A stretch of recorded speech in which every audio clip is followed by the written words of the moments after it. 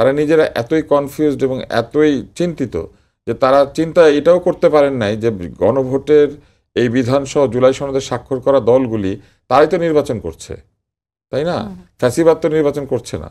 তাহলে এরা যখন সংসদে যাবেন তারা আলোচনা করে এই ব্যাপারে সিদ্ধান্ত নিয়ে এটাকে আইনে পরিণত করবেন এবং সংবিধানে সংযোজন করবেন, সেটাও তারা বিশ্বাস রাখতে পারছেন না। বলছেন আপনারা যদি না পারেন এটা নিজে নিজে গিয়ে যুক্ত হয়ে যাবে। এই যে অদ্ভুত তুগলকি আইন তৈরি করা, তুগলকও এর চেয়ে ভালো ছিল। তুগলকেরও কিছু নিয়মকানুন ছিল। আমরা দেখতে পাচ্ছি যে এটা কোনো নিয়মই নাই। যখন তারা পিয়ার পদ্ধতির কথা বলেন তখন বলেন দেশে পৃথিবীতে এতগুলা দেশে পিয়ার পদ্ধতি আছে। তারপরে যখন তারা গণভোটের কথা বলেন তখন তারা নানান গণভোট নিয়ে হাজির করেন। এমনকি স্বৈরাচারী অগাস্টো পিনোচেট একটা গণভোট করেছিলেন চিলিতে, যার কিনা দাফন করা লাশ তুলে বিচার করা হয়েছিল। সেই লোকের গণভোটকে উদাহরণ হিসেবে ব্যবহার করেন।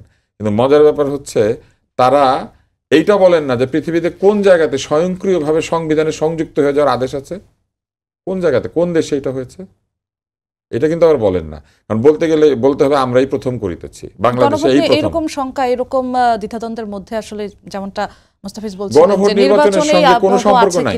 নির্বাচন অলরেডি সংবিধানে আছে, নির্বাচন করতেই হবে। বাংলাদেশে অগণতান্ত্রিক শাসন ব্যবস্থা থাকতে পারে না। অনুষ্ঠিত হওয়ার আবহটা তো নষ্ট হয়ে যাচ্ছে। নির্বাচনের কোনো আবহ নাই। সিরিয়ার মতো দেশেও নির্বাচন হয়, গাজাতেও নির্বাচন হয়। নির্বাচনের সঙ্গে সন্ত্রাস, মাথার উপরে বোম পড়ার কোনো সম্পর্ক নাই। যারা যেতে পারবে তারা ভোট দিবে। যারা এগুলার উদাহরণ দিয়ে নির্বাচন পেছানোর চেষ্টা করছেন তারা আসলে ওই শয়তানগুলাকে বলে দিচ্ছেন যে তোমরা উল্টাপাল্টা করো, গন্ডগোল করো, তাহলে নির্বাচন পিছিয়ে যাবে। কিসে নির্বাচন যাই হোক না কেন নির্বাচন পিছাবে? নিয়মটা হওয়া উচিত এইরকম যে নির্বাচন পিছিয়ে যাবে কিয়ামত হলে। এছাড়া কি কারণে নির্বাচন পিছাবে? পৃথিবীর আরো এর চাইতে ভয়ঙ্কর ভাবে সন্ত্রাসযুক্ত এবং মানুষের জীবনের নিরাপত্তা নেই এমন দেশেও নির্বাচন হয়।